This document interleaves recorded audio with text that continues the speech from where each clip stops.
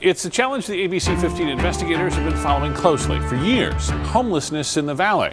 The focus tends to be on people living on the streets of downtown Phoenix, but the numbers show homelessness is actually rising all over Maricopa County. Yeah, take a look at the number of people experiencing unsheltered homelessness in 2020 compared to 2014. It is a reality nonprofits and shelters have been dealing with for years. Looks like that's the wrong graphic there, but we do have that information, that data, with this story online as well. Tonight we are launching a new series. We're going in depth on why people are losing their homes, where some of the gaps are in the system, and what's being done to help. And here's ABC 15 investigator Courtney Holmes. Homelessness doesn't just happen. A series of things had to go wrong in order for someone to end up without somewhere to live.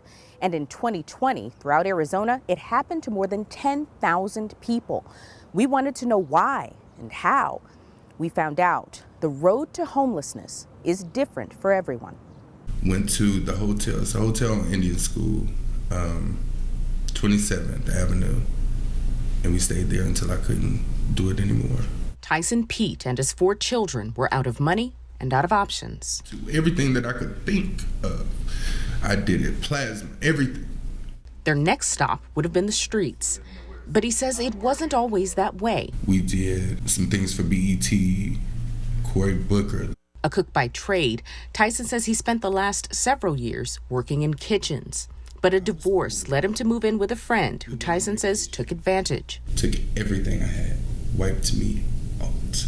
He was never able to recover and became one of the increasing numbers of Arizonans who found themselves without a place to call home. The most recent point-in-time count done in January 2020 showed a total of 7,419 people experiencing homelessness in Maricopa County.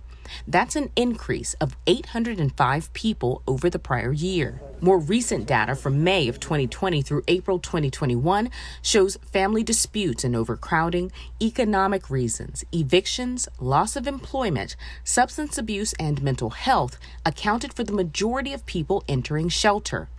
Tyson's family, one of the lucky ones that was able to get into shelter quickly and avoid being on the streets, because in 2020, that happened to a record number of people.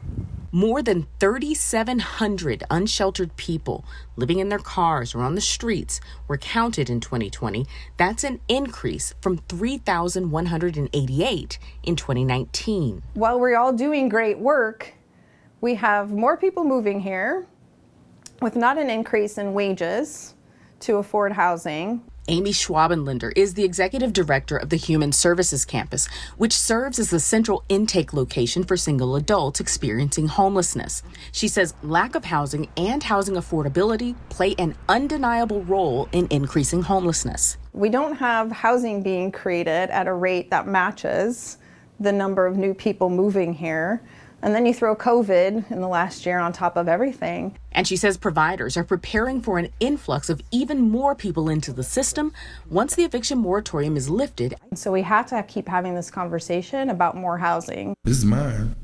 Yes, this is mine. It's got my name out on it.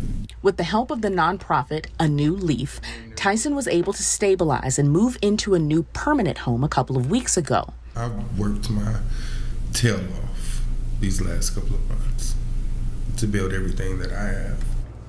And when he's not working as a chef, he's here, working on his own nonprofit to help people who are in the same situation he was in just a few months ago. If I can make a difference somewhere, anywhere, then that's what's important to me.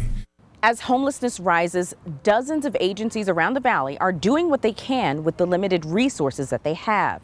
In our next story in this series, we'll be looking at the challenges of navigating that system.